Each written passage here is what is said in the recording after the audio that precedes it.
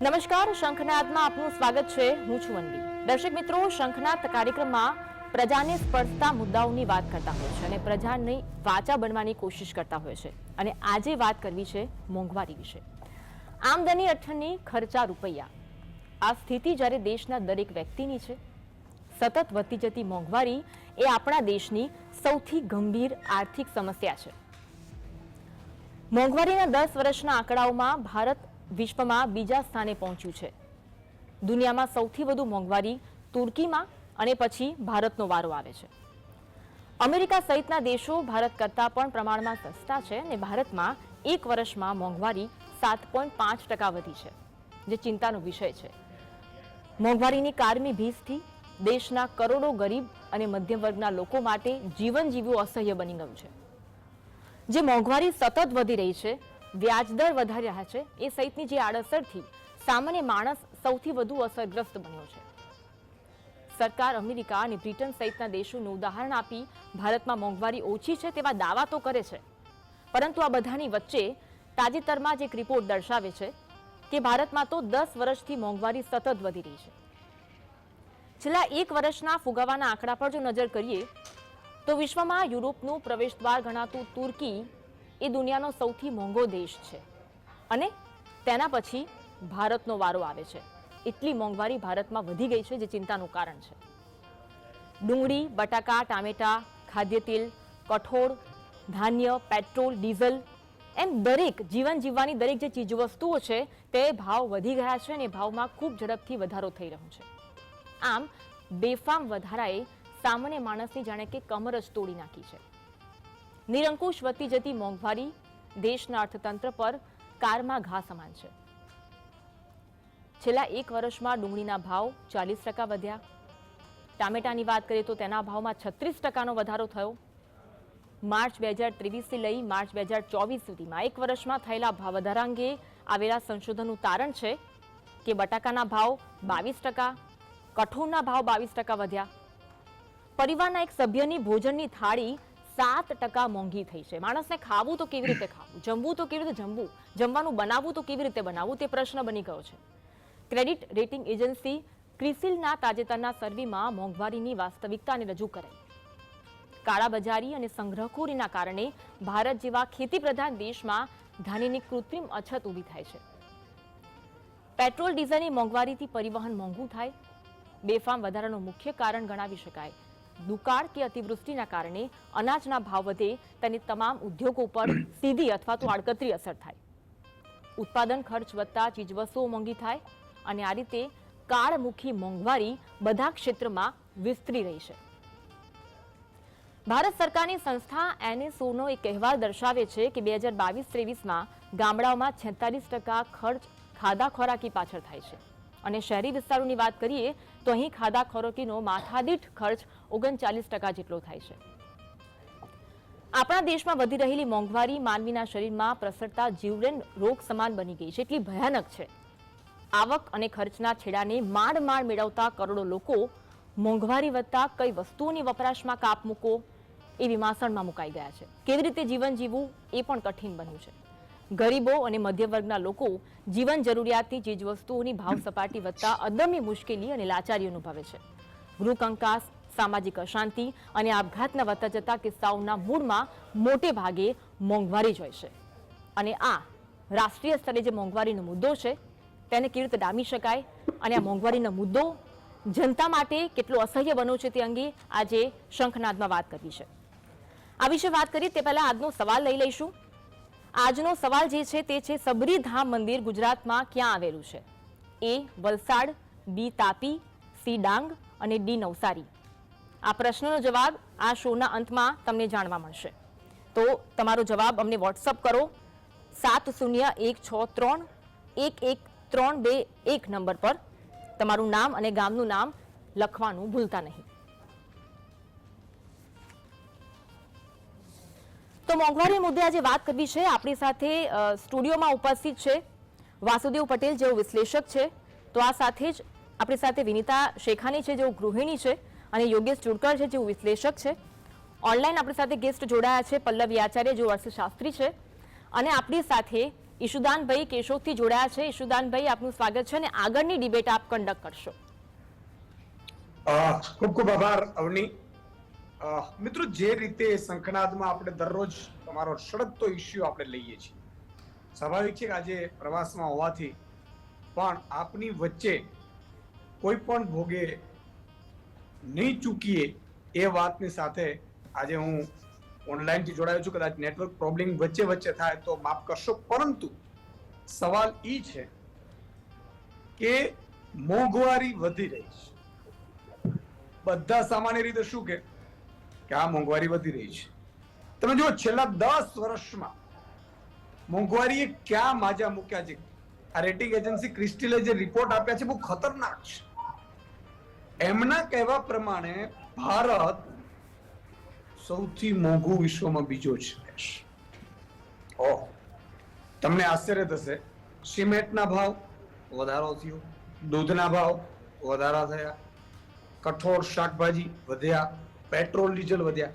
તમને એમ લાગતું હશે કે યાર તો એ તો ખેડૂતોના ભાવ વધે ને, માલધારીઓના વધે, એમાં વાંધો શું છે? આજ તો મોટી ગડબડ છે. ગડબડ છે ને સમજવાની કોશિશ કરવાની જરૂર છે. માલધારીઓને પૂરતો મળતો નથી દૂધનો ભાવ, સમજો તમે. અને ડીઝલના ભાવ 30 રૂપિયા લીટર વધ્યા, એટલે જે ટ્રક અથવા છોટે હાથી અથવા જે પણ વાહનથી જવાનો છે એનો ખર્ચો દોઢો થઈ ગયો. પેલા 60 રૂપિયા લીટર હતા, અત્યારે 55 રૂપિયા લીટર છે. સમજો, એ ટ્રાન્સપોર્ટેશન ખર્ચ, પછી સ્વાભાવિક છે કે અન્ય ખર્ચ લાગવાનું છે. મોંઘવારી બધે લાગુ પડવાની છે.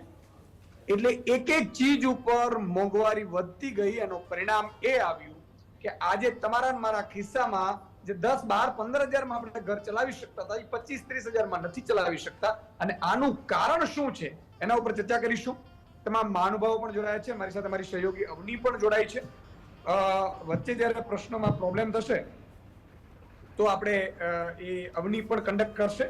વાસુદેવભાઈ, તમારી પાસે આવવા માંગીશ કે 10 વર્ષમાં મોંઘવારી વધી, મોંઘવારી વધે છે, ભાવ વધે છે, ગેસના સિલિન્ડરના ભાવ વધે છે, શાકભાજીના ભાવ વધે છે, પેટ્રોલના ભાવ વધે છે, ડીઝલના ભાવ વધે છે, સિમેન્ટના ભાવ વધે છે. જે ગરીબોએ જે પણ વસ્તુ લેવી પડે, મધ્યમ વર્ગે જે વસ્તુ લેવી પડે, એ બધાના ભાવ વધે છે. બીજી બાજુ તાઇફાઓ વધે છે, સરકારના નેતાઓના, એના હેલિકોપ્ટરો આવે છે, ચાર્ટર પ્લેનો આવે છે, મોટા મોટા પ્લેનો આવે છે. આ બધી વસ્તુને કઈ રીતે તમે જોઈ રહ્યા છો? શું કારણ છે મોંઘવારી વધી રહી છે?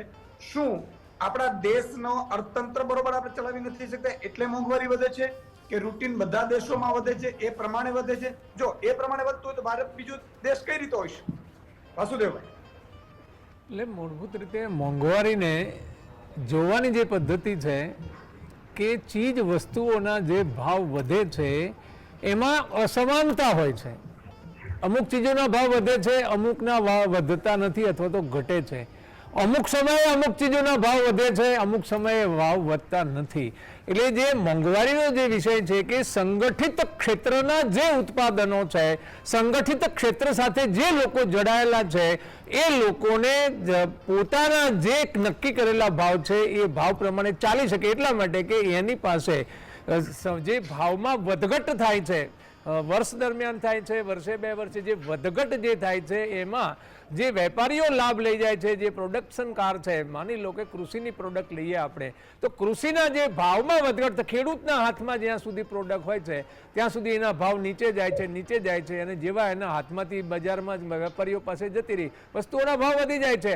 એટલે ઉત્પાદક છે એને કાંઈ મળતું નથી અને વપરાશ છે એને વચોટિયા જે છે આ બધું જે લાભ જે લઈ જાય છે અને સરકાર એમાં મદદ કરે છે. હમણાં ડુંગળીની જે વાત હતી, ડુંગળીમાં જેવા ખેડૂતોને મળવાના ભાવ વધ્યા, તરત જ એની ઉપર તરત જ છે જે નિકાસ કરવાની હતી એની ઉપર પ્રતિબંધ લગાડી દીધો. એટલે જે ડુંગળીના ભાવ મળતા હતા ખેડૂતોને એ પાછા વળી ગયા. એટલે જે પ્રમાણે સરકાર છે એ માની લો કે સરકાર છે જે સામાન્ય માણસ જે 2 છેડા ભેગા નથી કરી શકતો એને મદદ કરવાને બદલે, એના દેવા માફ કરવાને બદલે, એને સબસિડી આપવાને બદલે ઉદ્યોગ ગૃહોને 15-20 લાખ કરોડ સુધી સબસિડીઓ આપી દે, એની માંડવાળ કરી દે, કરોડો રૂપિયા લઈને લોકો ભાગી જાય. એટલે આખી જે મોંઘવારીની જે પ્રક્રિયા છે કે જેટલી અમીરી ગરીબીની ખાઈ વધે અથવા તો અસંગઠિત ક્ષેત્રના લોકોને મળે ઓછું અને સંગઠિત ક્ષેત્રના અસંગઠિત જે ક્ષેત્ર છે એને લૂંટી શકે, એને લૂંટવામાં સરકાર મદદ કરે. એટલે બજાર અને રાજ્ય જ્યારે બે ભેગું થાય છે અને સંયુક્ત રીતે જ્યારે લૂંટે છે ત્યારે આ મોંઘવારીની જેમાં તમે જો ભારત દેશ બહુ સામાન્ય દેશ છે, એક નાનો જેને કહેવાય આર્થિક મોરચે જેની કોઈ કિંમત નથી દુનિયામાં એવું કહી શકાય. ભલે વસ્તી વધારે છે એટલે જીડીપીની વાતો કરે છે ત્રીજા ઇકોનોમીની, પણ કુલ મળીને એ દેશ મોંઘવારીમાં દુનિયામાં બીજે નંબરે છે. એનો અર્થ થયો એવો થયો કે આ દેશનું વહીવટી તંત્ર છે જે ભાવ ઉપર જે કંટ્રોલિંગ સિસ્ટમ છે એટલે તો વહીવટી ઉપર તંત્ર એની જે પકડ છે અથવા તો વહીવટી તંત્ર સાથે એ મળેલું છે એ સાબિત કરે છે. બાકી ભારતમાં મોંઘવારી વધવાનું કોઈ કારણ જ નથી. તમે પેટ્રોલ ડીઝલમાં 40-50 લાખ કરોડ રૂપિયા 10 વર્ષમાં જો લૂંટાઈ લેવાના હોય તો પછી નાના માણસ પાસે કંઈ રહેવાનું જ નથી ને. એટલે આ જે આખી જે વસ્તુ છે ખેડૂતોના ભાવ તમે જુઓ બધી વખતે એવું થાય કે જ્યારે જીરું ખેડૂતોના હાથમાં ના હોય ત્યારે 9,000 રૂપિયા હોય, ખેડૂતોના હાથમાં આવે ત્યારે 3,000 રૂપિયા થઈ જાય. એટલે આ મોંઘવારી છે ને સિલેક્ટેડ વસ્તુ ઉપર જ્યારે કામ થાય છે, સંગઠિત ક્ષેત્રના લોકો સરકાર સાથે મળીને કરે છે ત્યારે આ મોંઘવારીની સમસ્યા આવે છે. બધી જ વસ્તુનો ભાવ એક સાથે વધે, દુનિયાની પેરિટીમાં વધે તો ભાવ વધે એ મોંઘવારી નથી. ભાવમાં ડિસ્પેરિટી જે થાય છે, જેને જે મળવા પાત્ર થતું હોય, જે પ્રોડક્શન બનાવતો હોય એમાં જેને ખોટ જતી હોય તો પછી એને મોંઘવારી નડવાની જ છે. બાકીની પ્રોડક્ટમાં એને પૈસા દેવા પડે છે અને પોતાની પ્રોડક્ટમાં મળતા નથી, એનું નામ મોંઘવારી છે અને આ દેશના 85% લોકોને નડી રહી છે. બહુ સાચી વાત વાસુદેવભાઈ કરી. આ બે વસ્તુ સમજવાની જરૂર છે દર્શક મિત્રો. તમને એમ લાગતું હોય કે યાર ઈશુદાનભાઈ તમે વાત કરો છો પેટ્રોલ ડીઝલના ભાવ હવે આખા દુનિયામાં વધતા હોય તો આપણે વધે. તમારી વાત સાચી હોઈ શકે, પણ હું તમને આંકડા આપીશ ને તો ચોંકી જશો. 2014માં અચ્છે દિનના વાયદા સાથે જ્યારે અને 40 રૂપિયા પેટ્રોલ ડીઝલ આપવાના વાયદા સાથે જ્યારે ભાજપ સરકાર આવી, માફ કરજો મારે એટલા માટે કહેવું પડશે કે સચ્ચાઈ તમને સમજાવવી પડશે, ત્યારે પેટ્રોલ ઉપર 10 રૂપિયા અને હું ભૂલતો ન હોઉં તો 90 પૈસાની આસપાસ ટેક્સ હતો. ડીઝલ ઉપર 4 રૂપિયા ને 91 પૈસાની આસપાસ હતો ટેક્સ. એ વધારીને અત્યારે ડબલ ટ્રબલ કરી દેવામાં આવ્યો સાહેબ. અને એટલા માટે પેટ્રોલ મોંઘું છે. અને હાલત એ છે કે આંતરરાષ્ટ્રીય પેટ્રોલના ભાવ વધ્યા એના ઉપર પાછા ટેક્સ ચક્ર એટલે ટેક્સ ઓટોમેટિક વધી જાય. ગજબની સિસ્ટમ છે તમને લૂંટવાની. બીજી બાજુ એવા ઉદ્યોગપતિઓ, ચંદ ઉદ્યોગપતિઓ કે જેના 14.5 લાખ કરોડ રૂપિયા માફ કર્યા છે મોદી સરકારે, એની સામે એને મોંઘવારી એટલા માટે નથી નડવાની, એની સામે તમને કોઈ જગ્યાએ રાહત આપવામાં નથી આવતી. તમને શિક્ષણ તો તમારા બાળકનું લઈ લ્યો તમે જાતે, તમારે આરોગ્ય તો જાતે લઈ લો, તમે એક્સિડન્ટ થાય તો જાતે. આ બધી વ્યવસ્થાઓમાં ક્યાંક સરકારની સિસ્ટમનો પણ ભાગ છે. એટલા માટે આ ચિંતિત છે. વિનીતાબેન શેખાની આપણી સાથે છે ગૃહિણી. વિનીતાબેન, શું 10 વર્ષમાં ચેન્જીસ આવ્યો છે અથવા એના પહેલાના 10 વર્ષ અથવા છેલ્લા 5 વર્ષ શું સ્થિતિ છે? ગૃહિણીઓ ખરેખર શાંતિથી ગેસના સિલિન્ડરના ભાવ, વીજળીના બિલ કે બીજા કે મોંઘવારી કઈ રીતે નડી રહી છે અથવા નથી नड़ी रही, શું કહો છો? मैं हिंदी में बात करूंगी. बिल्कुल बिल्कुल. एज अ हाउसवाइफ मैं ये समझती हूँ कि छोटी छोटी चीज़ों को, जैसे आपने बताया पेट्रोल के रेट हाई हो गए हैं, अब वो हाई होते ही सब्जियों में भाव बढ़ गया है.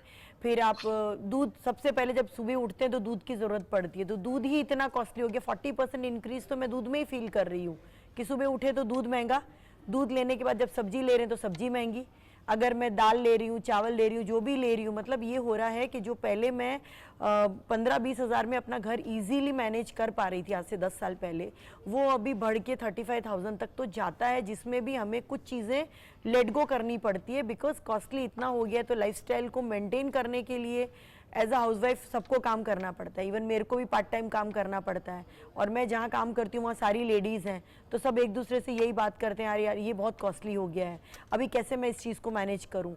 अगर ऐसा होता है कि कुछ एक्स्ट्रा अपने लिए करना है तो कुछ एक चीज़ को छोड़ना पड़ता है because of cost of living इतना ज़्यादा हाई हो गया है अभी.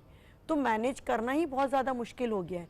एज अ हाउसवाइफ मैं तो ये सोचती हूँ, सुबह उठी तो दूध से लेके रात तक जब मेरा डिनर कंप्लीट होगा तब तक तो कितना ज़्यादा चीज़ें हमारी कुछ लेट गो कर दो तो आप थोड़ा सा मैनेज कर सकते हो। अगर थोड़ा हाई जाना है तो आपको एक्स्ट्रा इनकम की ज़रूरत पड़ेगी, और एक्स्ट्रा इनकम जब कमाते तो सोचते हैं यार थोड़ा बचत कर लें। अगर कोविड जैसा टाइम आया तो फिर भी सबको घर पे बैठ के खाना पड़ा, तो वो सेविंग कहाँ से करेंगे हम, बिकॉज घर से पैसा बचाएंगे तो उसमें से सेविंग होगा ना, तो वो करना भी बहुत मुश्किल हो रहा है बिकॉज ऑफ हर चीज़ के रेट बहुत हाई हो रहे हैं। यानी आलू प्याज जो नॉर्मल है, एक मजदूर को मैं समझती हूँ कि अगर उसको प्याज और रोटी मिलती है तो उसका खाना हो जाता है, मगर वो भी कैसे खाएगा, वो भी इतना कॉस्टली हो गया है, तो वो मैनेज करना भी बहुत मुश्किल हो रहा है। तो हम तो घर में बैठ के ये चीज़ सोच रहे हैं, और मैं सोचती हूँ जो एक लोअर मिडिल क्लास से भी लोग हैं उनके लिए भी एक रूटीन अपना घर चलाना बहुत ज़्यादा कॉस्टली हो रहा है, बहुत महंगा हो रहा है हर चीज़ को। तो नहीं विनीता मैम, तो मैं समझने की कोशिश ये करूंगा हाँ जी, कि मान लो कि गृहिणी पर महंगाई तो आ गई, लेकिन क्या उनको ये समझ है, या तो आप क्या सोचती है कि क्यों महंगाई बढ़ी है? आप तो ठीक है कि शहरी क्षेत्र में तो अभी 30-40 हजार रुपया हम कमा लेते हैं, ऐसे कितने भी 1 करोड़ से ज्यादा गुजरात में ऐसे लोग हैं जिनकी आय 10,000 से भी कम है, मनरेगा पे डिपेंड करते हैं, तो वो भी कैसे जीते होंगे? तो क्या आप बहनें जब एक्सटी होती हो तो क्या चर्चा करती है यार महंगाई, तो उसको किसी से जोड़ती है दोष देने में, या फिर अपने आप में ले लेती है कि तो पूरे इंडिया में या वर्ल्ड में महंगाई बढ़ रही है तो बढ़ रही है, कि फिर सिस्टम को आप दोष देती है या सिस्टम की वजह से बढ़ रही है, ये आप समझ रही क्या है? नहीं एक्चुअली तो सिस्टम की वजह से ही बढ़ रही है, बिकॉज जहाँ अभी ये हमने देखा, अभी डिस्कशन हो रहा था कि भी बिकॉज ऑफ पेट्रोल, तो हम ये सोच रहे हैं, हम ये कोशिश कर रहे हैं कि इसको हम कैसे कंट्रोल में लाएं। एज अ हाउसवाइफ तो हम ये सोच सकते हैं, मगर सिस्टम पे ही सारी चीज़ें हो रही है। सिस्टम अगर एक प्रॉपर वे में चल रहा है कि भी जिसको मिलना चाहिए तो सबको इक्वल चीज़ें मिलनी चाहिए, या इक्वालिटी नहीं हो रही है, किसी को ज़्यादा दे रहे हैं, किसी को कम दे रहे हैं, किसी को कुछ चीज़ें मिल ही नहीं रही है, तो वो जैसे अभी बताया कि बीच में जो पर्सन होता है वो अपना फ़ायदा लेके निकल जाता है, तो वो भी एक बहुत बड़ा इशू है। और हम जब बैठते हैं तो हम यही सोचते हैं कि इसको कंट्रोल कैसे किया जाए, इसका सॉल्यूशन क्या लाया जाए, बिकॉज हम तो डिस्कस करके रह जाते हैं।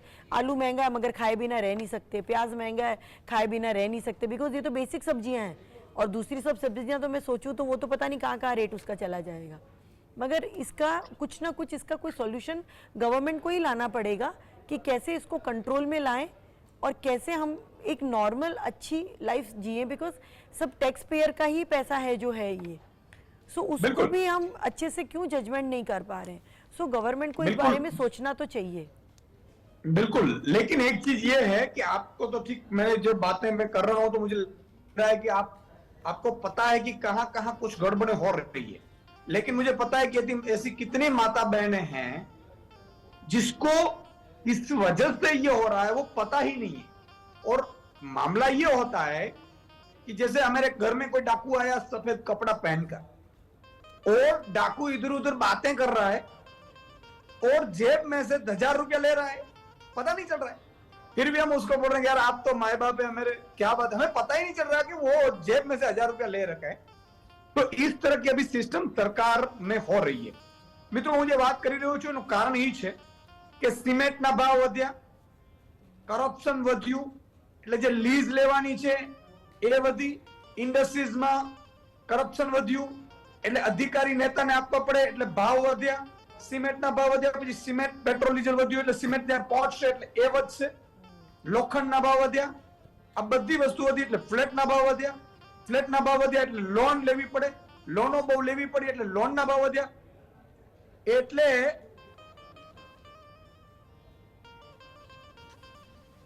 તો જે રીતે ઈશુદાનભાઈનું કદાચ નેટવર્ક ખોરવાઈ ગયું છે, ભાવ સતત વધી રહ્યા છે અને મોંઘવારી પર ચર્ચા કરી રહ્યા છે। આપણે એ પણ જોઈ રહ્યા છે કે છેલ્લા 1 વર્ષમાં મોંઘવારી કેટલી વધી છે। ડુંગળીમાં 40% વધારો થયો છે, ટામેટામાં 40% વધારો થયો છે। ઈશુદાનભાઈ આપનો અવાજ આવી રહ્યો છે? લાગે છે હજુ પણ નેટવર્ક જી મને કોલ આવી ગયો એટલે નેટવર્ક નથી, આપ ચાલુ રાખો। ઓકે જી તો જે રીતે મોંઘવારી વધી રહી છે, ભાવ વધી રહ્યા છે અને બટાકામાં 22% વધારો, ચોખામાં 14% વધારો થયો છે, કઠોળમાં 22% વધારો થયો છે. આખી જે થાળી જમવાની હોય તેમાં મોંઘવારી જોવા મળી રહી છે. આપણે મોંઘવારી પર ચર્ચા કરી રહ્યા છે, મહાનુભાવો આપણી સાથે જોડાઈ રહ્યા છે. યોગેશભાઈ, મોંઘવારી મુદ્દે ચર્ચા કરી રહ્યા છે. મોંઘવારીને જો ડામવી હોય, સરકારે કેવા પ્રયત્નો કરવા જોઈએ? કારણ કે મોંઘવારી હવે તો અસહ્ય વધી રહી છે. આપનો પ્રશ્ન બહુ મહત્વનો છે કે મોંઘવારી જે થઈ રહી છે એને ડામવી કેવી રીતે. તો હું તો મારા ઘરની વાત કરું કે અમારી જે આવક છે એ 25,000નો પગાર હતો, એનો કોઈ 30,000 નથી થયો છેલ્લા 5 વર્ષની વાત કરો તો એ 25,000માં અમારે ઘર કેમ ચલાવવું, તો એના માટે ક્યાંક કાપ મૂકવો પડે. અને ધારો કે અમે એર કન્ડિશન ચલાવતા હોય બંધ કરીને પંખા ચલાવીએ, ઓછો વીજળીનો વપરાશ થાય, વગેરે વગેરે ઘણી ચીજ વસ્તુઓમાં કાપ મૂકે. તો સરકારે પોતે આપણી પાસેથી ટેક્સ લઈને જે રીતે તંત્ર ચલાવે છે એમાં ક્યાંક ગોઠવણ કરવી પડે, સરકારી ખર્ચો ઘટાડવો પડે. એને બદલે હું તો છેલ્લા 5 વર્ષથી જોઈ રહ્યો છું, કદાચ વધારે, કે દિવસે ને દિવસે સરકારી ખર્ચાઓ વધતા જાય છે. ઈસુદાનભાઈએ શબ્દ વાપર્યો જ મારે વાપરવો છે કે સરકારી તાયફાઓ એટલા બધા થાય છે અને કેટલા બધા મોંઘી, કોઈ પણ નાનકડો સરખો MLA હોય કે મંત્રી હોય, મોટી મોટી ગાડીઓ લઈને ફરતા હોય અને હેલિકોપ્ટરોમાં ફરતા હોય. આ બધા ખર્ચા કોના માથે? કન્યાની કેડ ઉપર જ આ બધો ભાર છે. એટલે પ્રજા જે ટેક્સ ચૂકવે છે એમાંથી આ બધા ખર્ચા થાય છે, એ કંઈક ઓછા કરવા જોઈએ. અને બીજું, પેટ્રોલ ડીઝલની વાત ઈસુદાનભાઈએ બહુ સરસ રીતે કરી. તો પેટ્રોલ ડીઝલના મૂળ ભાવ એ આયાત કર્યા પછી આપણે ત્યાં કેટલામાં પડે છે એની ઉપર સરકાર જે ટેક્સ લે છે, કેન્દ્ર સરકાર ટેક્સ લે, પાછું રાજ્ય સરકાર ટેક્સ લે. હવે તો અકરોય નાબૂદ થઈ ગઈ, નહીં તો એ પણ લાગે. એટલે આ બધા જે ટેક્સ લેવામાં આવે છે એમાં ક્યાંય કમી કરવામાં આવે અને સરકારી ગાડીઓ જે ફર્યા કરે છે એમાં ઓછું ફરવાનું થાય તો થોડું પેટ્રોલ બચે. આ બધા બહુ વ્યવહારિક, મારા જેવું, હું અર્થશાસ્ત્રી નથી, પણ મારા જેવા માણસને આટલી સમજ પડે છે કે આ બધા ખોટા ખર્ચાઓ થઈ રહ્યા છે. હું મારી સાથે કામ કરતા એક ભાઈને જોઉં છું, એ હવે મંત્રી બની ગયા. એ વખતે મારા સ્કૂટરની પાછળ બેસીને ફરતા હતા, એ અત્યારે ફોર્ચ્યુનર અને કેવી ગાડીઓમાં લઈને ફરે છે. તો એ મંત્રી બની ગયા. તો આ બધું આવ્યું ક્યાંથી? એટલે પ્રજાના ટેક્સના પૈસા આવા ખોટી રીતે ખર્ચાય છે, એ જો અટકાવવામાં આવે અને વહીવટી ખર્ચ ઓછો થાય, જ્યાં 4 માણસની જરૂર હોય ત્યાં 14 માણસો રાખવામાં આવે અને કેટલીક જગ્યાએ 14 માણસની જરૂર છે ત્યાં 4 પણ નથી રખાતા. શિક્ષકોની ભરતીની વગેરે વગેરે વાતો કરીએ તો બધી ઘણી નીકળેવી છે. તો જ્યાં બચાવ કરવાનો છે એ થતો નથી. એ જો સરકાર કરે અને તંત્ર જો પોતે, કરપ્શન શબ્દ મારે એટલા માટે નથી બોલવો કે એ તો સર્વવ્યાપી છે અને ક્યાંય ઓછું થાય એવી કોઈ અપેક્ષા દેખાતી નથી, એક્સ સરકાર આવે કે વાય સરકાર આવે.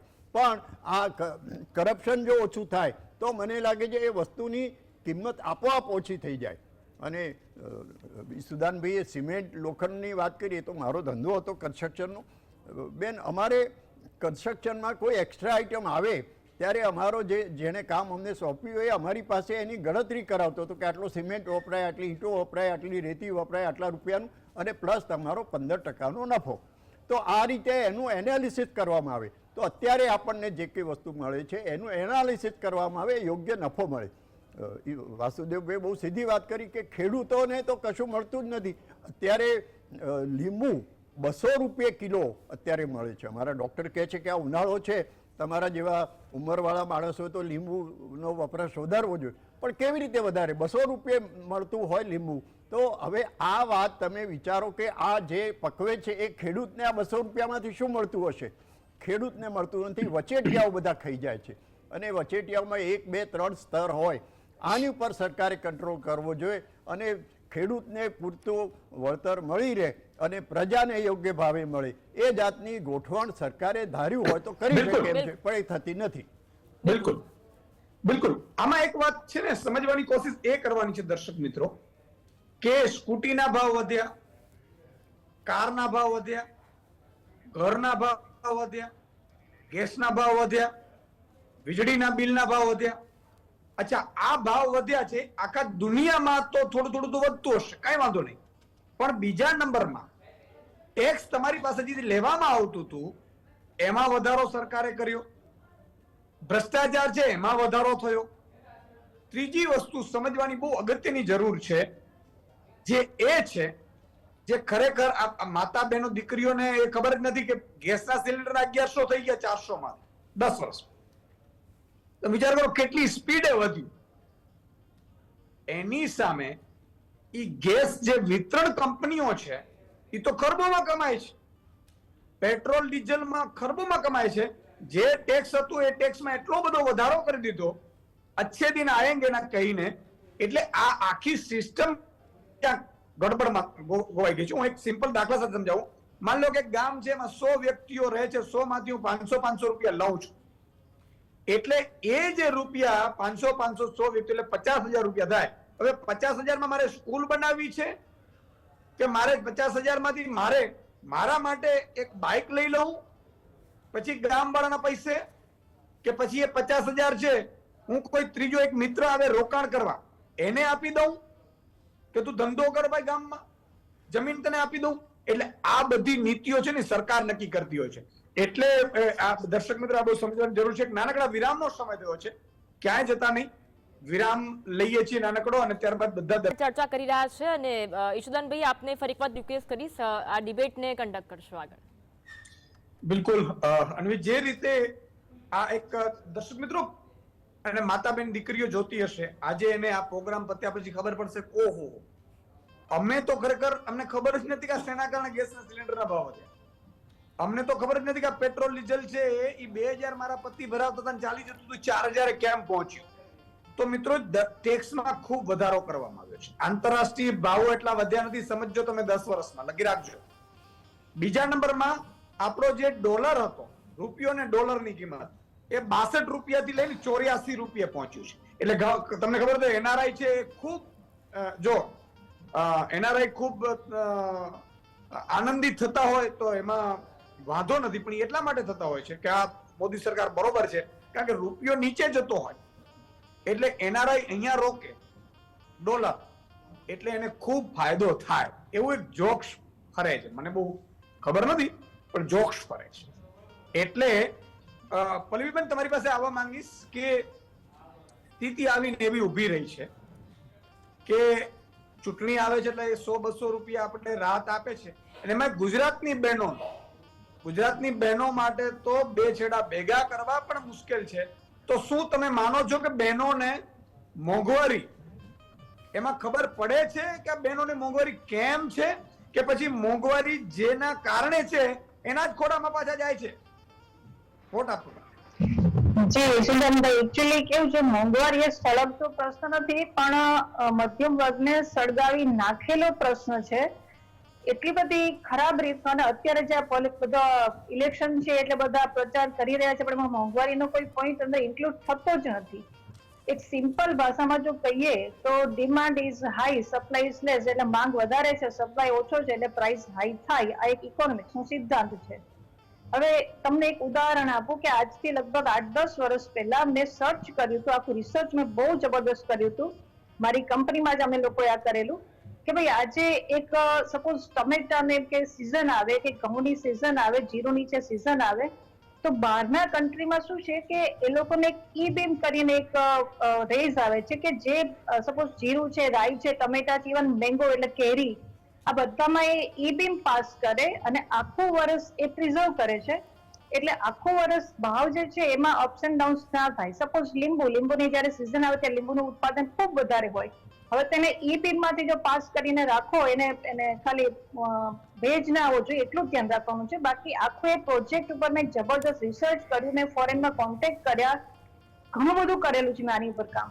એટલે મને વિચાર એ હતો કે જો આ પ્રોજેક્ટ ઇન્ડિયામાં એન્ટર થાય તો આપણે સપોઝ કેરી 12 માસ ખાઈ શકીએ, પ્લસ સપોઝ અત્યારે સિઝન મસાલાની ચાલે છે કે ઘઉંની સિઝન ચાલે છે, તો આ પ્રોજેક્ટ થકી તમારે જે ઘઉં જે છે 12 મહિના એક જ સરખા ભાવે, કારણ કે પછી તમારી સપ્લાય છે એને ઘટાડો નથી થવાનો. એટલે મેં આની માટે બહુ મહેનત કરેલી. થયું એવું કે એટલી બધી મહેનત કરી પણ પછી જે સપોર્ટ મળવો જોઈએ બેંકમાં, પર્ટિક્યુલર ફાઇનાન્સ, કારણ કે આ પ્રોજેક્ટ થયો તો લગભગ 200-300 કરોડનો પ્રોજેક્ટ થતો હતો, એટલે ફાઇનાન્સનો જે સપોર્ટ હતો એ ના મળ્યો, એટલે આખો પ્રોજેક્ટ મારો ડબ્બામાં જતો રહ્યો. વસ્તુ વિચારો કે જો તમારે ખરેખર દેશનું ભલું જ કરવું હોય તો તમે વિચારો કે બહારના કન્ટ્રી કઈ રીતે પ્રાઇસને કંટ્રોલ કરે છે. ભલે થોડા એ લોકોના ભાવ વધતા હશે, આપણે લોકો અત્યારે ટર્કી પછી ઇન્ડિયાનો 2nd નંબર છે. સામાન્ય એક માણસ કે જેની 30,000 ઇન્કમ છે, 40,000 ઇન્કમ છે, 4-5 જણા ઘરમાં, 2 છોકરા ને 2 મા બાપ, 4 જણા તો હોય જ, એમાં એકાદ જો છોકરું ભણેલું હોય તો 5 જણા થઈ ગયા. 40,000 માં 5 જણાનું પૂરું નથી થતું. અત્યારે લીંબુ જે છે 200 રૂપિયાના કિલો છે, બટેકાના ભાવ 40 રૂપિયાના કિલો થઈ ગયા છે. 5 જણાનું તમે શાક ગણો તો 40 રૂપિયાના કિલો બટેકા, 2 દાડા બટેકા નથી ચાલતા.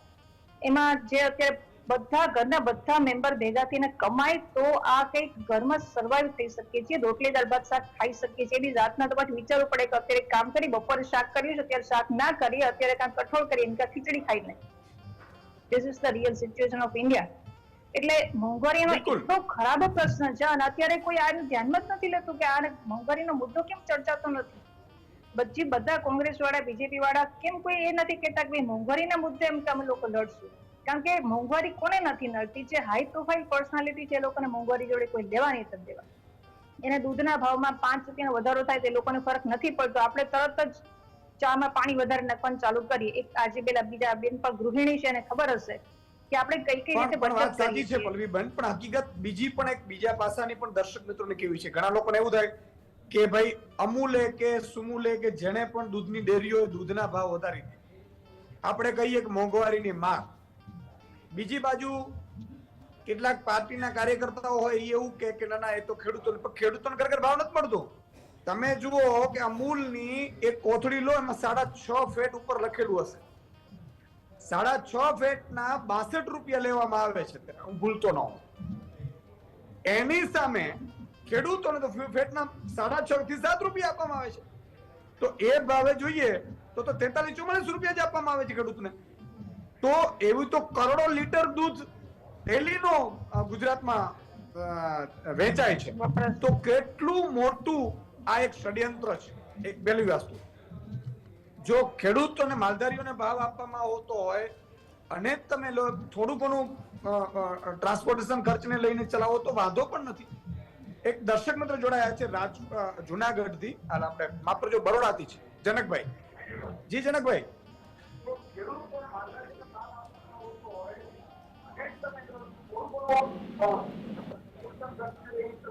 જનકભાઈ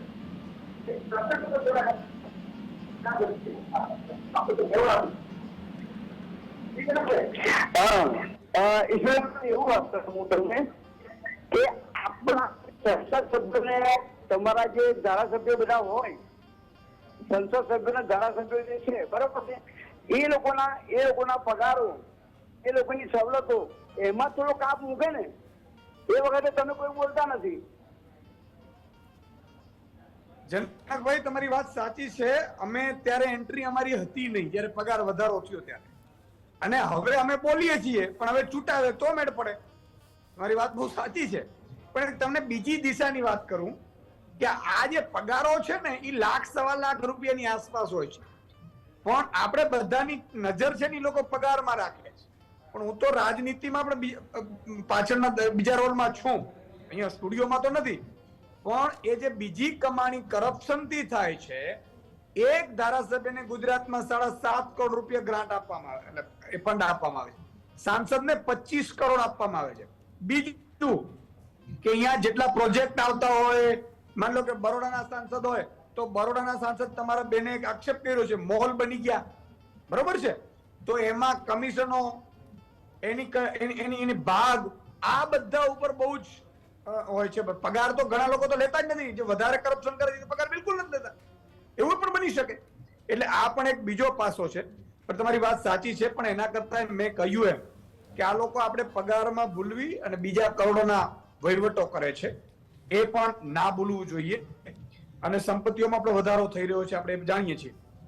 વસુદેવભાઈ ફરીથી તમારી પાસે આવવા માંગીશ. એક વાત એ સમજવાની કોશિશ કરવી છે, મેં ઘણી જગ્યાએ જોયું છે, આમ તો પોલિટિકલ ચર્ચા મારે ન કરવી જોઈએ, પણ એટલા માટે કે આ વાસ્તવિકતાની તમારી પાસે સમજવાની કોશિશ કરવી છે કે માન લો કે 2-4 બહેનો એવી હતી, મેં હમણાં એક વિડીયો જોયા, એમાં પેલા બેન છે એ પેલા બીજા બેન ને કહે છે, આપણે પત્રકાર કોઈ પૂછે છે ને કે ભાઈ હું ભાજપમાં છું, હું નહીં બોલી શકું, હું સિલિન્ડર ઉપર ના બોલી શકું, તમે બોલો તમારે બોલવું હોય તો શું બહેનો સભ્ય બની જાય એટલે પછી 400 ના 1100 કે 1000 એટલે 600 રૂપિયા મહિને વધારે ચૂકવે તોય બોલી ન શકે? આવું પણ એક છે રે વાસુદેવભાઈ. હા, એટલે સાધારણ રીતે જે કોઈ ભાઈઓ અથવા બહેનો જે કોઈ રાજકીય પક્ષ સાથે જોડાય છે, એટલે રાજકીય પક્ષના નેતાઓ અથવા તો એનું હાઈકમાન્ડ જે નક્કી કરે છે એ પ્રમાણે જ, અને એના વિરુદ્ધ હું ન બોલી શકું, એટલે જે આપણે અપેક્ષા રાખતા હોય એવું ન બોલી શકે, નથી બોલતા. એનું કારણ પણ છે. એનું કારણ એવું છે કે આ દેશના રાજકીય પક્ષો છે એ નોન ડેમોક્રેટિક છે. કોઈ લોકશાહી જેવી રાજકીય પક્ષમાં એનું હાઈકમાન્ડ કે એને ટિકિટ મળે ને, એ જ વડાપ્રધાન થાય ને, એ જ મુખ્યમંત્રી થાય ને, એટલે આ પરિસ્થિતિ છે. એક બીજી વાત જે છે એ હમણાં પેલા બહેને જે કીધું કે એમને કોઈ પ્રોજેક્ટ હાથમાં લીધો જેથી કરીને ચીજ વસ્તુઓનો ભાવ છે એ 1 વર્ષ સુધી એ સંગ્રહ. અત્યારે પણ જે સુખી માણસો છે અને જે આપણું વલસાડ બાજુ જે કેરી પકવે છે એ જ્યાં સુધી ભાવ મળે ત્યાં સુધી બજારમાં વેચે છે, અને પછી એનો પલ્પ બનાવીને એની સેકન્ડરી પ્રોડક્ટમાં કન્વર્ટ કરી નાખે છે. પણ ખેડૂતો પાસે કશું છે નહીં. અને આ જો ડેવલપ કરે તો પછી આજે મારી ખાવાનું છે, ભ્રષ્ટાચાર કરવાનું છે, સાયકલમાંથી BMW લાવવાનું છે, એ રાજકીય પક્ષોના માણસોનું થાય કેવી રીતે? એટલે ઈરાદાપૂર્વક, હું આ સમજી વિચારીને કહી રહ્યું છે કે ઈરાદાપૂર્વક લૂંટવા માટે થઈને મોંઘવારી કંટ્રોલમાં લેવામાં નથી આવતી, આ હકીકત છે. અને આના લાભાન્વિત બધા લોકો છે, અને એમની પોલિસી જ એવી છે કે એવા જ લોકોને. બીજું એવું છે કે જે માણસ કમાય વધનું, ખોટું કરીને કમાય, એ ભાગીદારી આપે. જે ખોટું કરીને ન કમાતો હોય એ શું કરવાને હપ્તો આપે, શું કરવાને ભ્રષ્ટાચાર કરે. એટલે આ તો લૂંટવા માટે, ભ્રષ્ટાચાર કરવા માટે મોંઘવારી એટલે વધઘટ બજારમાં થવી જ જોઈએ. વધઘટ થાય, કાળા બજાર થાય, વધઘટ થાય, સંગ્રહખોરી થાય, વધઘટ થાય, એટલે ભાવમાં વધઘટ કરીને જે કમાય એના લીધે તો મોંઘવારી છે. અને એવું ના કરે તો એમને શું, એમ રાજકારણમાં જવાનો અર્થ શું? રાજકારણમાં સેવા માટે જવાનો અર્થ જ નથી. રાજનીતિમાં જવા, ભ્રષ્ટાચાર કરવા તો રાજનીતિમાં જાય છે. એટલે રાજનીતિ જે છે, એટલે જેટલું આપણા આ મુદ્દા છે મોંઘવારીનો મુદ્દો આ વખતે ચૂંટણીમાં કેમ નથી? માન લો કે બહેનોને ભાઈઓને ખબર નહીં હોય, પોસાતું હશે, પછી આવવા નથી દીધું. કારણ કે વિશ્વમાં બીજો નંબર એવો આવ્યો છે, ક્રિસ્ટલ જે રિપોર્ટ આપ્યો છે એમાં ભારત મોંઘવારીમાં બીજો નંબરે છે, અને છતાંય કોઈને ફરક નથી પડતું. છતાંય ઘણા લોકો એવું કહે છે 5 લાખની લીડ ને 7 લાખની લીડ ને 10 લાખની લીડ ને, તો એ શું હશે? ના, એનું કારણ છે કે જે માણસ ગુનેગાર હોય ને, જે ચરિત્ર ભ્રષ્ટ થયેલો હોય ને, જે ભ્રષ્ટાચાર કરતો હોય ને, બધા ભ્રષ્ટાચાર કરે છે એવું સાબિત કરતો હોય છે, એવા એના આક્ષેપો હોય છે. એટલે માણસો દ્વિધામાં પડે છે કે મોંઘવારી ધારું બધા પક્ષો એક સરખા છે, અહીંયા લાવીને મૂકી દે છે. એટલે પછી એને પાર્ટી વિથ ડિફરન્સ, તમે જુઓ ભારતીય જનતા પાર્ટી જ્યારે આવી ત્યારે પાર્ટી વિથ ડિફરન્સ આવી હતી એટલે એને મોકો મળ્યો હતો. પણ એવું ડિફરન્સ જેવું કંઈ રાખતા જ નથી. તમે જુઓ આ તો એનાય માથે ચડી ગઈ. લાખો કરોડો જે રીતે ચાલે છે એ પ્રમાણે તમે ગરીબોને જીવવા જેવું નથી રવા દીધું. એટલે લોકો જે ભરમાય છે, છેતરાય છે અપપ્રચારથી. તમે માર્કેટિંગ ઉપર કહેવાય કે માસ્ટરી છે નરેન્દ્રભાઈની, એવું બધા કહે છે, અને લોકો હોશે હોશે માસ્ટરી એની સ્વીકારે છે. મને એવું લાગે છે કે જ્યારે તમે સરકારો તોડી પાડવાને, જો તમે જે તોડી પાડતા હોય, જે ધારાસભ્યો ખરીદતા હોય, સંસદ સભ્યો ખરીદતા હોય, એને તમે જો ચાણક્ય જ કહેવાના હોય ને લોકો ચાણક્ય છે એવું સ્વીકારતા હોય, તો પછી આ જે સમજનો જે અભાવ છે એ નડી રહ્યો છે. અને ખબર નથી પડતી કે હું કોને, અને આપે તો કોને આપે, ને આપ્યા પછી શું થવાનું છે. એની જે એની પાસે સમજ જવી જોઈએ એ સમજ જતી નથી. એટલે જ્યાં સુધી માણસ સમજશે નહીં, અથવા તો કંઈ ડિફરન્સ સાથેવાળી કોઈ વસ્તુ નહીં ચોક્કસ સ્વીકારે છે. શું કરવાને પાર્ટી વિથ ડિફરન્સ લોકોએ સ્વીકારી, અને લાગે કે કંઈક આ કરશે, કંઈક બતાવશે. તમે 14 પહેલાના જેટલા પણ ભાષણો જોશો નરેન્દ્રભાઈના, તો લોકોમાં આ તમે જે લઈને વિષય ઉપર આપણે ચર્ચા કરી રહ્યા છીએ એ બધા એને કાઢી નાખવા, ખલાસ કરી નાખવા, એમાંથી તમને હું મુક્ત કરી દઈશ, ખેડૂતોને ડબલ ભાવ આપી દઈશ, આ બધું કહેલું હતું ને લોકોએ વિશ્વાસ કર્યો એટલે મત દીધા. હવે લાગે છે 10 વર્ષે કે દુનિયામાં બીજા નંબરની મોંઘવારી થઈ ગઈ, એટલે હવે લોકો પાછા બદલશે. જો નવું કાંઈ મળશે એમને ગમે એવું, એટલે લોકોને ગમે એવા મુદ્દાઓ લઈને બીજી કોઈ પાર્ટી આવશે, અને લોકોને લાગશે કે ના ના હવે આ ભાઈ તો આપણું કરી નાખ્યું, બધા સાફ થઈ ગયા, તો હવે નવા કોકનો વિશ્વાસ કરે. બીજું તો લોકો શું કરી શકે? ઓકે યોગેશભાઈ, સવાલ એ છે કે ખરેખર આમ તો ચૂંટણીઓનું કામ જ ઈ છે. ચૂંટણી એટલે શું? તો કે એક એવી વ્યવસ્થા, બજેટની વ્યવસ્થા ગોઠવવી કે જેમ ઘરમાં માતાજી હોય કે જે હોય, બાપ હોય મા હોય, એ ઘર વ્યવસ્થિત ચલાવે, રૂપિયા આવે કમાઈને એમાંથી વ્યવસ્થિત ઘર ચલાવવાના હોય. તો ચૂંટણીની વ્યવસ્થા પણ ઈ છે કે ચૂંટણીમાં પણ જે પણ વ્યવસ્થા આવે એમાં બજેટ ક્યાંથી લાવીશું, કઈ રીતે નાગરિકોનો વિકાસ કરીશું, કઈ રીતે ખેડૂતોનો વિકાસ કરીશું, કઈ રીતે મહિલાઓનો વિકાસ કરીશું, કઈ રીતે બાળકોને ભણાવીશું, કઈ રીતે બાળકોને નોકરી આપીશું, કઈ રીતે ધંધા રોજગાર વિકસાવીશું, કઈ રીતે ખેતી ક્ષેત્રને વિકસાવીશું અને કઈ રીતે આપણા દેશને ઊંચે લઈ જશું, કઈ રીતે આર્મી ડેવલપ કરીશું, કઈ રીતે તમામ દેશો સાથે સંબંધો રાખીને એનો લાભ લેશું. આ પ્રકારની રાજનીતિ હોવી જોઈએ. તો તમે માનો છો અત્યારે એવા પ્રકારની રાજનીતિ થાય છે કઈ, કે કોઈ બીજું જ અલગ જ રીતે લશ્કર લડે છે? યોગેશભાઈ, આ મોંઘવારી કેમ મુદ્દો નથી બનતો? મોંઘવારી અત્યારે દરેક માણસના ખિસ્સામાંથી તમે એમ કહો ને કે 200 રૂપિયા ઉછીને આપ, તો એ આપશે ને તો કાલે તમને ફરીથી યાદ કરાવશે કે મને યોગેશભાઈ તમારા 200 રૂપિયા આપવાના છે. પણ આ તો રોજ 1000 રૂપિયાની બૂચકોક મારી જાય છે, કાઢી જાય છે ખિસ્સામાંથી અને કોઈ પૂછતું નથી. ઈસુદાનભાઈ, આપે જે મુદ્દાઓ ગણાવ્યા એ ચૂંટણી વખતે ક્યાં ગાયબ થઈ જાય છે મને ખબર નથી પડતી. ચૂંટણી આવે એટલે એવા એક મુદ્દા આવે કે જે અખબારોના હેડિંગ બને, મીડિયામાં એની ચર્ચા થાય, પણ પેલું બેરોજગારી, મોંઘવારી વગેરે વગેરે બધું ગુમ થઈ જાય છે. આ આપણા દેશની લોકશાહી બંધારણ ઘડનારાઓને પણ ખ્યાલમાં નહીં હોય કે આ ભારતમાં 70 વર્ષ 75 વર્ષ પછી આ હાલત થશે. આજે મેં તો હમણાં જ એક બુક વાંચી હતી ગાંધીજીની કે મારા સ્વપ્નનું ભારત, તો એમાં એમણે લખેલી વસ્તુઓને હું પેન્સિલથી માર્ક કરતો તો એક પણ વસ્તુ અત્યારે જોવા નથી મળતી. તો આ ભારત આપણે શેના માટે આઝાદ કર્યું? તો આઝાદી પછી આ બધા જ મુદ્દાઓ બાજુમાં મુકાય અને ચૂંટાયેલા સભ્યો જે ચૂંટાય છે એ મને ખબર નથી કે ચૂંટવા માટે એ લોકોને કેટલો ખર્ચો કરવો પડે. કોઈ કરોડોની વાત કરે છે, એટલે એટલા પૈસા ખર્ચ્યા હોય એને ચૂંટાઈ જવા માટે, તો એ તો ભેગા કરવા જ પડે. એ કંઈ સેવા કરવા તો વાસુદેવભાઈ કીધું એવું નીકળ્યો જ નથી. એટલે આ મેમ્બર વિધાનસભામાં જાય યા પાર્લામેન્ટમાં જાય, ત્યાં આપણા ગુજરાતના 26 સભ્યો પાર્લામેન્ટમાં ગયા અને છેલ્લા 5 વર્ષ દરમિયાન એમણે શું એમનું યોગદાન આપ્યું. કેટલાક સભ્યો તો એવા હતા કે એમણે એક પ્રશ્ન પણ નથી પૂછ્યો અને એમને જે કંઈ ભથ્થું મળતું હોય અથવા એમના વિસ્તારમાં વાપરવા માટેના જે પૈસા મળતા હોય એમાં એમને રસ છે અને લોકસભામાં હાજરી આપે એટલે એમને જે કંઈ ભથ્થું મળતું એમાં રસ છે. એમણે ગુજરાતના અથવા તો પ્રજાના પ્રશ્નો કોઈ રજૂ કર્યા નથી, અથવા તો સરકાર બજેટ તૈયાર કરે. વાસુદેવ કીધું વાત બહુ સાચી છે કે માત્ર 2-3 જણા જ આ બધું કરતા હોય છે. તો એમાં આપણો મારા વિસ્તારમાંથી ચૂંટાયેલો જે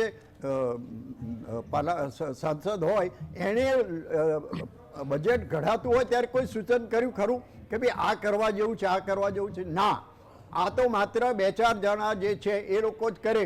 તો આપણે એમ માનીએ કે ભાઈ આપણે તો લોકશાહીમાં રહીએ છીએ, આપણે ચૂંટણી આવે ત્યારે મત આપવું આપણી પવિત્ર ફરજ છે. આ બધા શબ્દો બહુ સારા લાગે છે, પણ એ ચૂંટાયા પછી એ સભ્ય આપણા માટે શું કરે છે? આપણું બજેટ અથવા તો મોંઘવારી અથવા બીજા જે ખર્ચાઓ છે, બહુ આસાનીથી એવી લાભ આપવામાં આવે છે કે અમે ખેડૂતોની આવક ડબલ કરી દઈશું. હવે ખેડૂતોને અત્યારે કોઈ પણ મેમ્બર આપણો ત્યાં પ્રશ્ન રજૂ કરે છે ખરો કે અમારા ગુજરાતમાં વાવાઝોડું આવ્યું, આ નુકસાન થયું, અરે જે નહેરો બનાવી છે કેનાલ એ તૂટી જાય અને એના પાણી એના ખેતરમાં ફરી વળે અને એ ખેડૂતનું બધું જ નુકસાન થાય, એની તરફ કોણ ધ્યાન આપે છે? એ વિસ્તારનો ચૂંટાયેલો ધારાસભ્ય અથવા તો સંસદ જે છે એને આ પ્રશ્ન ક્યારે ઉઠાવ્યો ખરો? એટલે આ લોકશાહી છે એવું કહીને, અને દુનિયાની મોટી લોકશાહી છે. અને મેં તો હમણાં અખબારમાં વાંચ્યું હતું કે બીજા દેશના લોકોને જોવા માટે બોલાવ્યા છે કે ભાઈ અમારે ત્યાં ચૂંટણી કેવી થાય છે તમે જુઓ. અરે ભાઈ, ચૂંટણી કેવી થાય છે અમને તો બતાડો કે અત્યારે અમે જેને ચૂંટીને મોકલીએ છીએ, અને ચૂંટણી પંચે હમણાં જાહેર કર્યું કે 7 ચરણોમાં થશે, તો એ એકવાર એ જે મેમ્બર જે ચૂંટાવાનો છે અમારા ચરણમાં આવે છે, પછી અમારે એના ચરણમાં જવું પડે છે. આના માટે આ લોકોને આપણે ચૂંટણી મોકલીએ છીએ. અને મારા જેવા હવે છેલ્લી ઉંમરમાં અત્યારે અમે વિચાર કરીએ છીએ કે ભાઈ આટલા વર્ષોમાં મેં યોગદાન આપ્યું, આટલો ટેક્સ ભર્યો, આ બધું કર્યું, અત્યારે જ્યારે અમે રિટાયર થયા છે ત્યારે અમને કઈ લાભ મળવા જોઈએ, એને બદલે અમને વીમો મોંઘો પડે છે અને દવાઓ પણ મોંઘી પડે છે અને એનો અમારો તો કોઈ વિચાર કરતો જ નથી. અત્યાર સુધીમાં અમે કેટલો ટેક્સ ભર્યો એ હું ગણતરી કરું તો મને લાગે છે એનો મને અત્યારે કોઈ લાભ મળતો નથી. એટલે આ બધા ચૂંટાયેલા સભ્યો આપણા માટે કશું કરતા નથી. જે ચૂંટાય છે એ બિલકુલ પોતાના માટે જ કરે. મેડિક્લેમ કેટલું મોંઘું થઈ ગયું, તમે બહુ સાચી વાત કરી. અચ્છા, વૃદ્ધોને વડીલોને જે ટ્રેનમાં મુસાફરીનું મળતું હતું એ બંધ કરી દેવામાં આવ્યું, બરોબર? એટલે જે રાહતો મળતી હતી ઈ બંધ કરી. છેલ્લા 10 વર્ષમાં ઉદ્યોગપતિઓને 14.5 લાખ કરોડ માફ કર્યા, ઈ કદાચ ન કરત અને પેટ્રોલ ડીઝલ ઉપર જો ટેક્સ વધારત નહીં તો કરોડો નાગરિકોના ભાવ ઓછા રહે. મતલબ પેટ્રોલ અત્યારે આપણે 60 રૂપિયા 60 ના 65 થાય એમ કે 67 થાય ડીઝલ ને, તો બધાને ફાયદો થાય. ભાજપના એક એક કાર્યકર્તાને એને બિચારા બેન્ચ પ્રમુખને પણ ફાયદો થાય, એમના સંબંધીને પણ ફાયદો થાય. મારું કહેવાનું વસ્તુ એ છે કે 14.5 લાખ આમાં મને લાગે છે કે ભાવ જે વધાર્યા ટેક્સના એટલે પેટ્રોલમાં જ કરોડો રૂપિયા 25-30 લાખ કરોડ વધારે ખેરવી લીધા આપણામાંથી. એના કારણે માર પડી. એ માર પડે એટલે બધા વસ્તુ ઉપર પડે.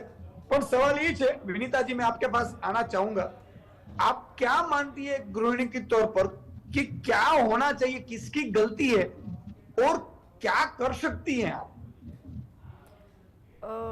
गलती तो इसमें सबसे ज़्यादा इसमें जो है, जो पॉलिटिकल पार्टीज जो अपने हम जिनको वोट करते हैं तो वही आती हैं पावर में. जैसे ही वो पावर में आती है तो जितने ज़्यादा उन्होंने प्रोमिसेस किए होते हैं ना, हम ये करेंगे वो नहीं करेंगे, वो नहीं होता है. और अभी जैसे योगेश भाई ने जो बताया कि वो जब वोट लेना होता है तो वो तो आ जाते हैं कि आप हमको वोट करिए, होने के बाद में तो पता ही नहीं चलता कौन है एक्चुअली में हमारे एरिया का. तो वो एक बहुत बड़ा इशू. दूसरा, अभी जो इन्होंने बताया कि मेडिक्लेम, अगर अपने जो अभी चीज़ें कॉस्ट ऑफ लिविंग इतनी हाई हो गई, इन बिटवीन अगर कोई घर में भूल से बीमार हो गया और उसका मेडिक्लेम नहीं है तो आप सोचिए कि उसकी पूरा जो घर का बजट कैसे हिल के पूरा 2-3 महीने तक उसको नॉर्मलाइज होने में लग जाएगा. तो ये है. और मेन सबसे ज़्यादा इम्पॉर्टेंट इसमें गवर्नमेंट को ही एक कठोर या एक स्ट्रिक्ट एक्शन लेना पड़ेगा, चीज़ों को कंट्रोल में लाना पड़ेगा, जिससे एक नॉर्मल घर जो एक हाउसवाइफ चलाती है वो इजीली चला पाएगी और चीज़ें स्मूथ वे में होगी. बिकॉज जब तक गवर्नमेंट इसमें एक्टिव होके जो उन्होंने प्रोमिसेस किए हैं सब चीज़ों के रेट एक नॉर्मल में ना लाए, तब तक बहुत मुश्किल है घर को मैनेज करना. और उसके ऊपर अगर मैनेज करना है या थोड़ा सा भी एक्स्ट्रा कुछ करना है तो हमें भी एज अ हाउसवाइफ काम करना पड़ता है, जॉब पे जाना पड़ता है, जहाँ पे हमको ये लगता है कि अरे यार जॉब पे जाएंगे, ये सोचते हैं कि भी घर जाके क्या एक चीज़ हम कुक करेंगे जिससे हमारी पूरी फैमिली को खाना हो जाएगा. एक्स्ट्रा कुछ करना है तो वो पॉसिबल नहीं है. ऊपर से बच्चों की पढ़ाई, ये तो एक बहुत बड़ा उसमें हो गया है कि भाई वो भी इतनी ज़्यादा हाई हो गई है कि उसको भी मैनेज करना एक हाउसवाइफ को बहुत मुश्किल है. एक हस्बैंड की कमाई से घर नहीं चलता है, साथ में वाइफ को भी काम करना पड़ता है, बिकॉज हर चीज़ महंगी होती जा रही है. और इसके लिए गवर्नमेंट को ही कुछ स्ट्रिक्ट एक्शन लेना पड़ेगा, बिकॉज पावर अभी उनके हाथ में है.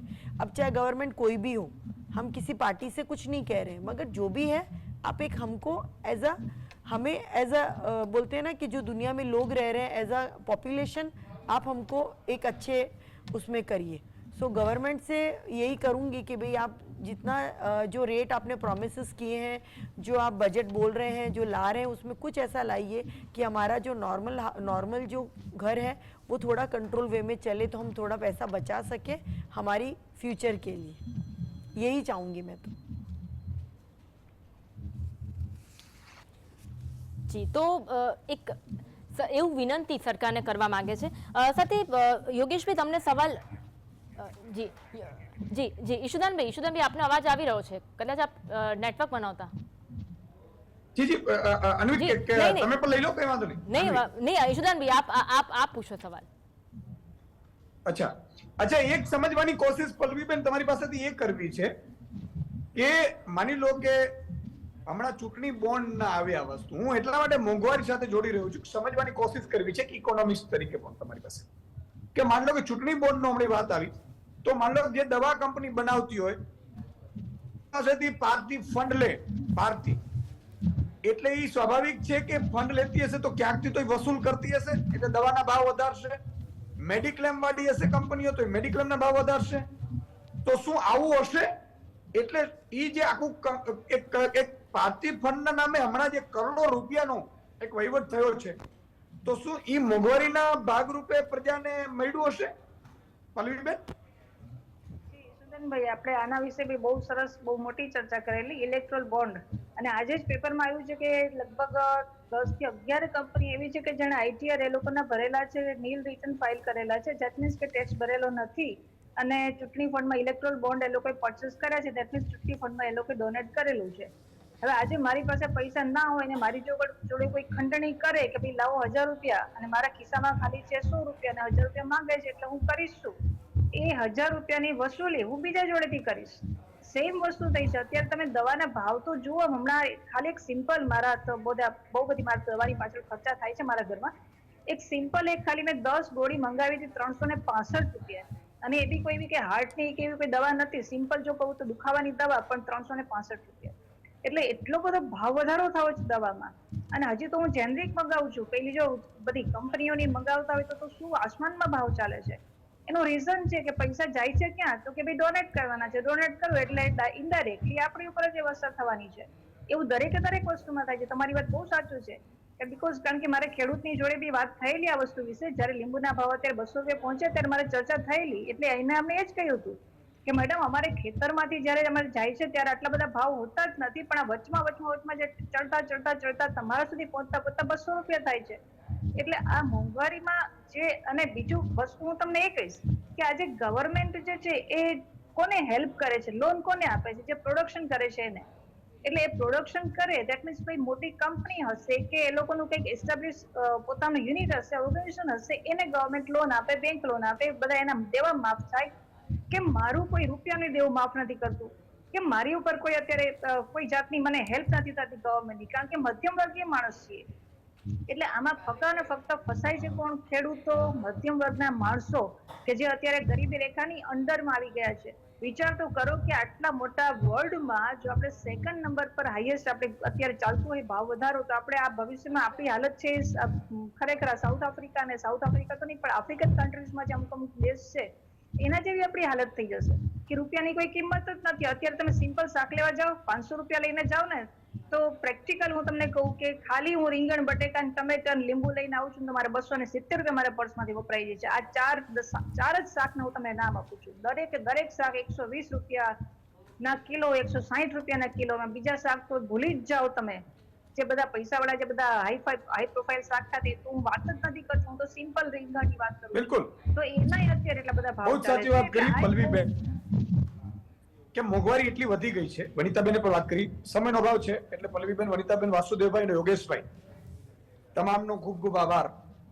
દર્શક મિત્રો અને ગૃહિણીઓ, માતાબેન, દીકરીઓ જે જોતી હોય, આ એટલા માટે આપણે મોંઘવારી ઉપર શંખનાદ કર્યો કે તમને સ્કૂટીના ભાવ વધ્યા તો તમને ખબર પડે કે સ્કૂટીની કંપનીએ કેમ ભાવ વધાર્યા છે. સ્કૂટીનો વીમો વધી ગયો છે, મેડિક્લેમ વધી ગયો છે, હોસ્પિટલના ભાડા વધી ગયા છે, હોટેલના રૂમના ભાડા વધી ગયા છે, બાકી જે ખાવા પીવાની વસ્તુઓ વધી ગઈ છે, કપડાના ભાવ વધી ગયા છે.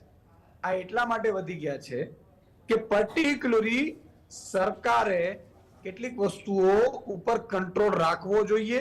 જો એની પાસેથી સરકાર પોતે અથવા તો પાર્ટીઓ પોતે ફંડ લેશે, કોઈ પણ રાજ્ય સરકાર હોય, કેન્દ્ર સરકાર હોય, તો એ ફંડ લેશે, સ્વાભાવિક છે એમાંથી વસૂલ કરશે. એટલે તમે છેલ્લા 8-10 વર્ષમાં જે રેશિયો જોયો, રેતી છે, કપચી છે, મકાન છે, સિમેન્ટ છે, સ્કૂટી છે, સ્કૂટર છે, સ્પ્લેન્ડર છે, આ બધાના ભાવ વધી ગયા. ટ્રેક્ટરના ભાવ વધી ગયા. વધી કેમ ગયા? કારણ કે એમાંથી ટેક્સ નખાવ્યું છે વધારે, એ કંપનીઓમાંથી પેટ્રોલ ડીઝલ વધે એટલે લગભગ જીવન જરૂરી વસ્તુની બધાની ભાવ વધી જાય. હવે 60 રૂપિયા પેટ્રોલ ડીઝલ હતું, 90 રૂપિયા થાય એટલે દોઢું વધી ગયું, એટલે ઓટોમેટિકલી દોઢું વધી જાય. હવે આનો એક જ ઈલાજ છે કે જ્યારે તમે મતદાન કરવા જાઓ ત્યારે તમારે સમજવાની જરૂર હોય, જાણવાની જરૂર હોય અને પૂછવાની જરૂર હોય. આ 5 વર્ષે એક જ વાર આવે. ભલે આમ યોગેશભાઈએ જે કીધું કે આમ તો 7 ચરણ નહીં 2 ચરણમાં ચૂંટણી થાય, એ પેલા એ તમારા ચરણમાં આવશે, પછી તમારે એના ચરણમાં જાઓ. એટલે જ્યારે તમારા ચરણમાં આવે ત્યારે મોંઘવારીનો ભાવ પૂછવાનો, તમારા ચરણમાં આવે ત્યારે કઈ રીતે તમને સહાય મળવી જોઈએ. યોગેશભાઈ કીધું કે અમે કેટલા ટેક્સ ભરીએ છીએ, કેટલા ભર્યા અત્યાર સુધી, મળ્યું શું વૃદ્ધને? કોક હેલિકોપ્ટરમાં લઈ જાય છે. આ બધી વસ્તુઓ છે, સમયનો અભાવ છે અને સવાલનો જવાબ અન્વી લેશે. જી આભાર ઈશુદાનભાઈ. જી આપણે કાર્યક્રમની શરૂઆતમાં સવાલ પૂછ્યો હતો શબરીધામ મંદિર ગુજરાતમાં ક્યાં આવેલું છે, તો તેનો સાચો જવાબ છે સી ડાંગ, અને સાચો ઉત્તર આપનાર દર્શકો છે ભાવેશ દેસાઈ છે જે વડોદરાથી છે, શકીલા શેખ છે અંકલેશ્વરથી, બલવંતસિંહ મંડલાવત છે અમદાવાદથી છે, દશરથસિંહ ગોહિલ છે પીપરલા ભાવનગરથી છે, તો હરસુખાભાઈ ઈસાકરિયા છે પરબ વાવડી જુનાગઢથી. તો આ સાથે જ રજૂઆતમાં બસ આટલું જ. નમસ્કાર.